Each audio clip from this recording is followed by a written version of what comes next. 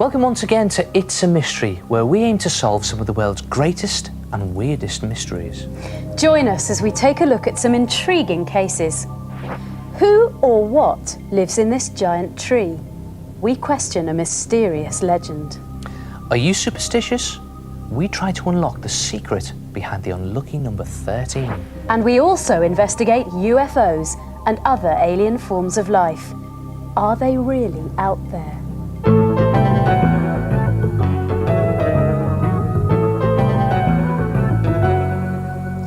It's a mystery who, or what, could have lived in the middle of a forest in this giant tree. So who do you think could have lived in this ancient tree? Well, look at the size of it. It's perfect for about 10 people to hide in. In fact, it's big enough for a whole gang. But why would a gang want to hide inside this tree in the depths of a forest? Well, centuries ago, people travelled through this dark and ancient forest. People like rich knights and noblemen, wealthy lords and ladies. So this forest was the perfect place for an ambush. Gangs of robbers would lurk in the forest, using the twisted trees as camouflage and secret hideouts. From these, they could ambush many a rich and unsuspecting traveller. Stand, noble sir, and deliver unto me, you fusty plebeian. If you'll not have my money, buy my troth.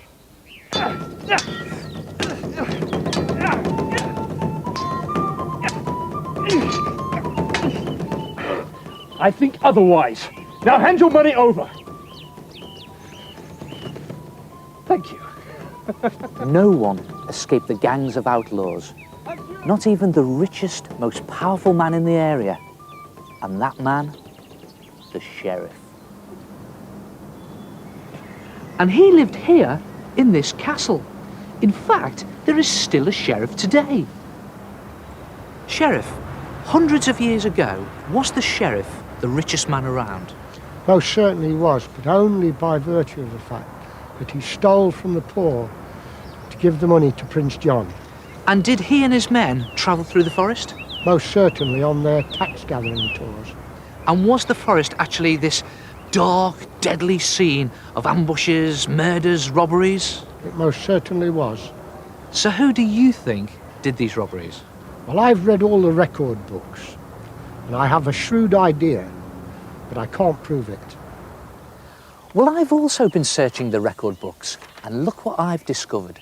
In the handwritten pages of this ancient book, there's mention of a robber and outlaw who lived 800 years ago, and his name, Robert Hodd, nicknamed Hobberhod.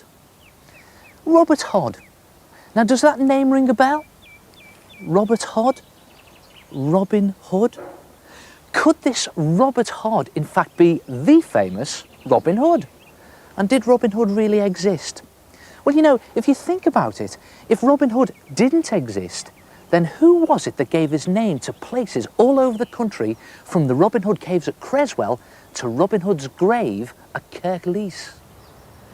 And of course, this is the present-day Sheriff of Nottingham. Now then, Sheriff, do you really think that Robin Hood existed? I'm convinced Robin Hood existed, and he robbed from the rich to give to the poor. So, you've seen the evidence, the mention of him in the ancient records, the Sheriff of Nottingham, the many places named after him. What do you think?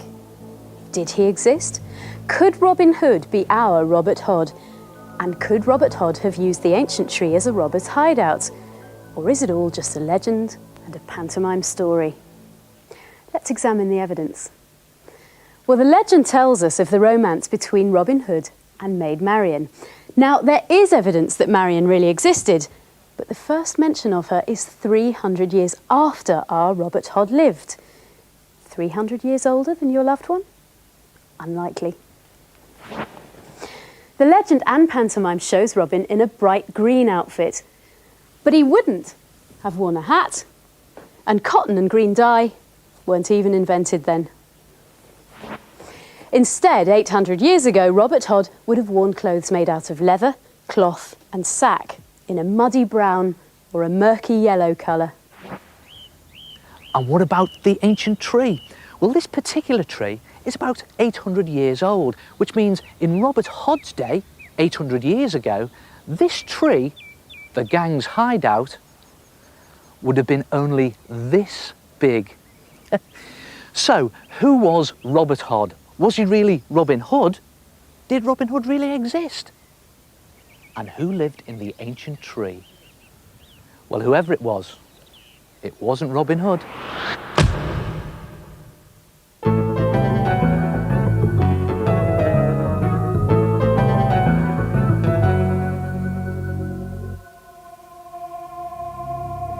It's a mystery whether UFOs, unidentified flying objects, really exist. Scientists have argued that many of the planets in our galaxy have the conditions for life. So could there be aliens out there? Could aliens have tried to visit us? Well, in the last 50 years, an amazing 40 million UFO sightings have been reported and researched. So let's consider this case file. It was late evening on the 17th of May 1996, and Dennis Rainbow from Lancing, West Sussex, saw a strange glowing shape in the night sky. It was twice the size of most stars and very bright. It also seemed to be diamond-shaped and was glowing green at the top and yellow at the bottom. And what's more, Dennis thought he could make out two red lights that appeared and then disappeared. What do you think it could have been? Well, Dennis reported the sighting to his local paper, who looked into the mystery. It turned out that other people in the same area had also seen the UFO, yet neither the police nor the nearby airport could offer any explanation. Could they all have witnessed a visit from an alien spaceship? Well, the case was finally solved when an astronomer revealed that the mysterious glowing UFO was in fact the planet Venus, which on a clear night can look quite strange when you see it with the naked eye. You may even have seen it yourself occasionally. In fact, around 95% of all UFO sightings are easily solved. They are simply cases of mistaken identity. Now, anything which you might see in the sky and which you don't easily recognise is often reported as a UFO. For example, people have often mistaken meteorites, which can fly through the sky at over 300 miles per hour, as UFOs. Or giant weather balloons like this have been thought to be UFOs. There have even been some great hoaxes. After fooling everybody for a while, this photo was eventually proved to be a fake. The UFO was in fact just a small model.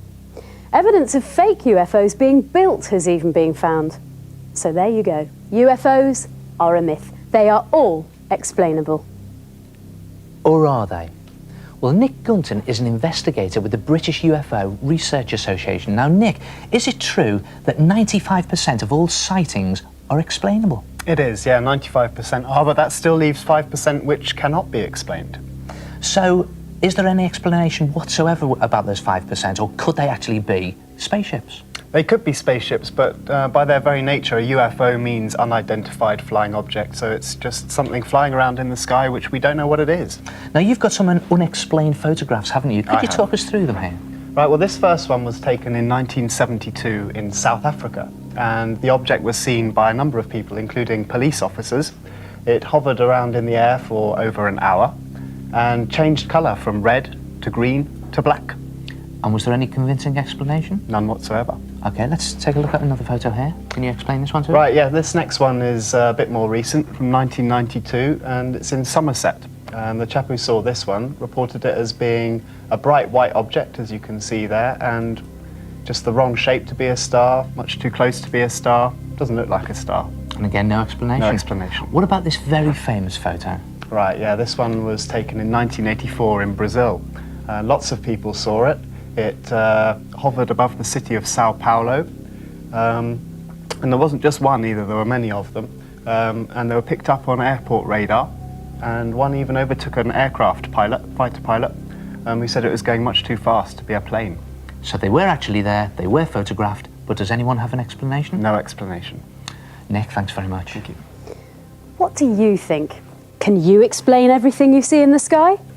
Maybe you think you might have seen a UFO. Is there really anybody out there?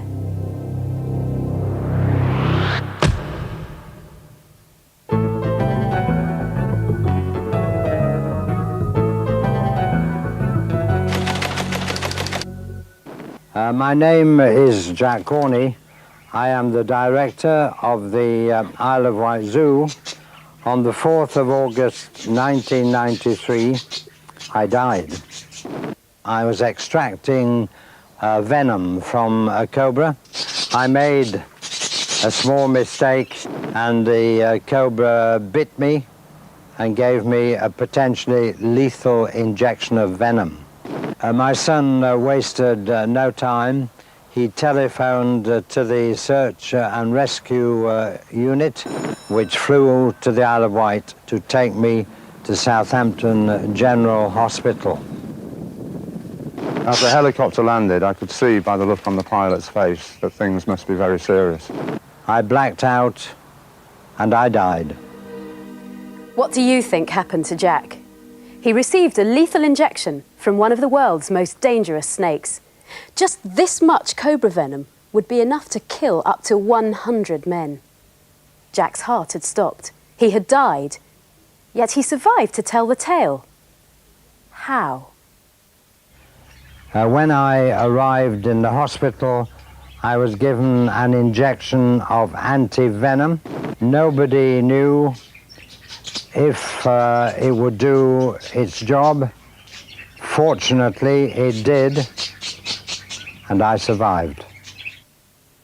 That antivenom was the key to Jack's survival. Luckily, the hospital keeps a special supply for such emergencies. Thankfully, Jack survived his dice with death.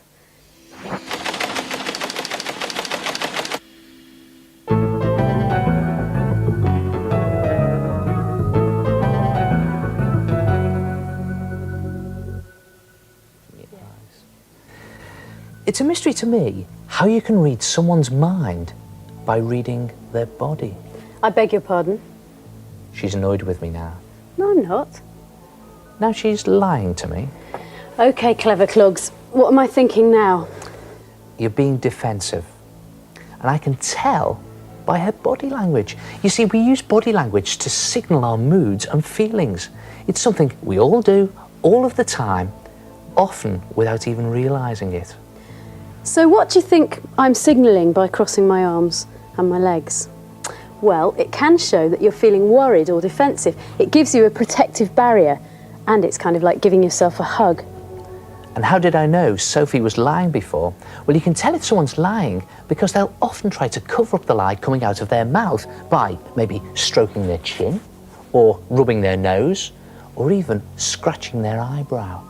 And here are some great ways to work out if someone fancies you.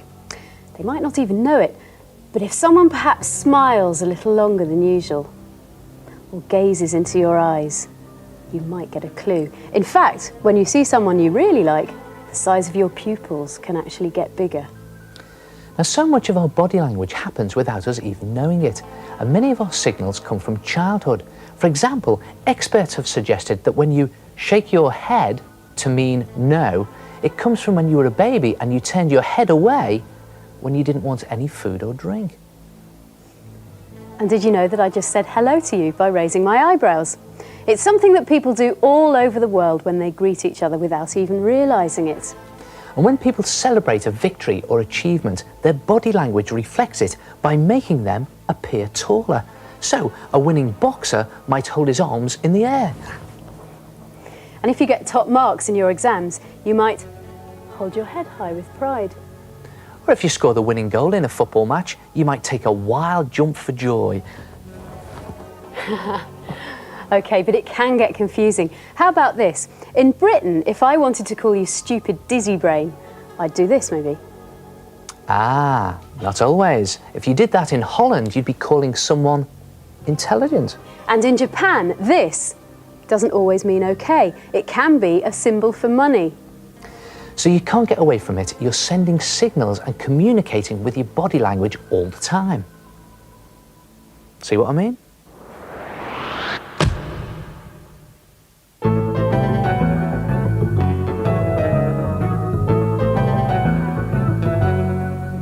It's a mystery why the number 13 is supposed to be unlucky. In 1970, Apollo 13 blasted into space. This ill-fated mission, the 13th of the Apollo series, left the launch pad at 13 minutes past the hour. Within hours, there was a massive explosion which seriously damaged the craft and almost killed the crew. Fortunately, they returned safely to Earth days later, but with the curse of number 13 hanging over the entire mission. Now, was this coincidence, or was it a strange supernatural force? What do you think? Does the number 13 worry you? Well, people all around the world have gone to great lengths to avoid the number 13 altogether. In America, it's said that you should not get married, set off on a journey, move to a new house, start a job, or even cut your nails on the 13th of the month. Also, some American hotel managers cater to superstition. For example, at the Grand Hyatt Hotel in New York, there is no 13th floor. It jumps from 12 to 14. In Germany, when the Queen was touring in 1965, she was scheduled to depart from Duisburg railway station at platform 13. Officials changed the platform number to 12A. In France, it is considered so unlucky to have 13 places at dinner that you can hire somebody called a quatorzième, a professional 14th guest, to round up the numbers. And here in Britain, when Princess Margaret was born, palace officials didn't immediately record the birth because the next available child's registration number was 13. They waited until 3 days later so they could register her on certificate number 14. But why is the number 13 considered so unlucky? Well, basically, it is thought that it goes back to biblical beliefs, where 12 was a complete number and therefore a whole number, as in the 12 apostles. Now, one more than that was considered unlucky. In fact, Friday the 13th is thought to be doubly unlucky because legend has it that until the end of the 19th century, Friday was known as Hangman's Day and was reserved for executions. Some people think that is where all the superstition comes from. So what do you do on Friday the 13th? Do you wake up thinking the day is going to be a catalogue of bad luck, or that you're going to fail your exams? Or do you dismiss it as silly superstition? Well, let me leave you with this one last thought. There's at least one Friday the 13th in every year. And if you are superstitious, you'd better watch out, because in 1998, there will be 3. There are so many stories about the number 13. The question is, which one's the truth? We shall never know.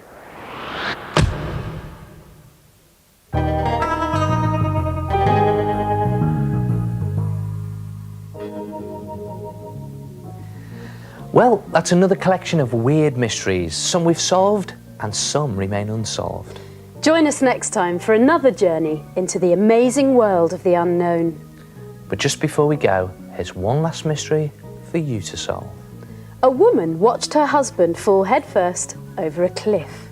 When she returned home, she found him sitting at the table, eating his supper. How could this be possible? Can you solve the mystery? We'll reveal the answer next time.